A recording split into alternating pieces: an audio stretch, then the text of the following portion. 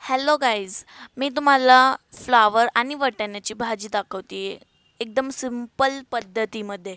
आता मी कढई तापत ठेवली आहे, कढईमध्ये तेल टाकलं आहे, कढईतलं तेल एकदम गरम झालं आहे आणि मग त्याच्यामध्ये मी मोहरी, जिरं आणि मिरची टाकलेली आहे आणि त्याच्यामध्ये थोडं लसूण. आता मी टाकत आहे कांदा. कांदा टाकला का मग तो मिक्स करून घ्यायचा आणि मिक्स झाला का थोडंसं लालसर होऊन द्यायचं त्याला. हे बघा आता ते लालसर झालंय. आता मी मिक्स करते. बघा किती भारी कलर आलाय त्याचा कांद्याचा. मग आता मी त्याच्यामध्ये थोडीशी हळद टाकणार आणि मग ते मिक्स करून घेणार. Mix mix mix.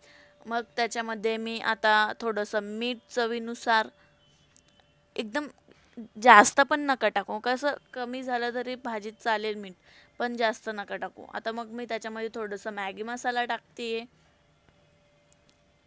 तो आता मॅगी मसाला मी त्याच्यात मिक्स करणार. मिक्स मिक्स एकदम मिक्स करायचा आणि त्याला जास्त करपून देऊ नका, कारण का तो चव निघून जाणार मग. आता त्याच्यामध्ये मी टाकते फ्लावर आणि बटाटा टाकते. मग ते टाकून झालं का आता थोडं मिक्स करा.